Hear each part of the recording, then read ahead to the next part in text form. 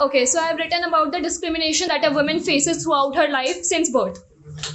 So when I was born, it was a very tough choice between me and my mother, where she was preferred over me.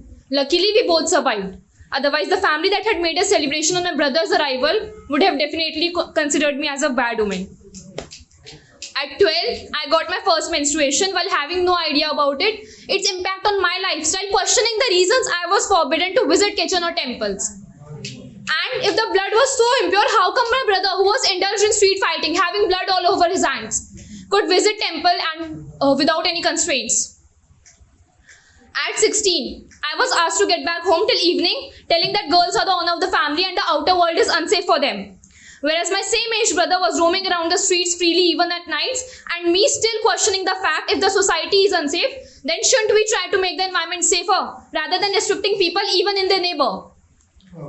At 20, I was asked to keep fast for a future partner, whereas brother was asked to keep fast for a better career, while reasoning that ultimately men are the breadwinner for the family and women have to take care of the family. At 23, I was asked to get married, bringing back the childhood trauma of me, hearing the news of harassment and marital rape, engendering a lasting impact on my psyche.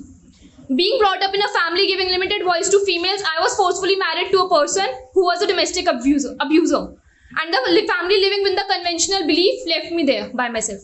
But the blindfolded constitution with the hands at the back came forward to help, stating marital rape is not a criminal offense as per the IPC Act.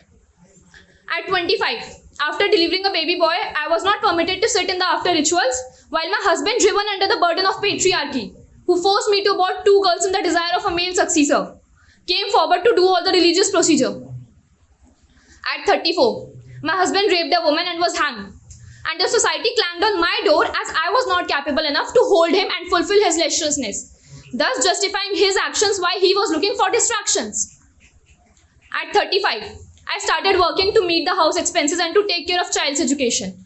After struggling for a long, finally got a job in a clothing factory, where I went daily by facing rebukal from the society. Even at the workplace, I was being held through a glass ceiling, giving me some witless reason for promotion of the rest of the co-workers.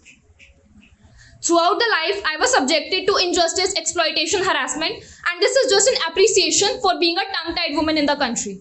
Being a woman in the country where we talk about empowering girls. Being a woman in the country where we talk about, where we worship girls. Being a woman in the country where we give privileges to females, or being a woman in the country where we just talk about equality and justice but fail to sustain equity. Thank you.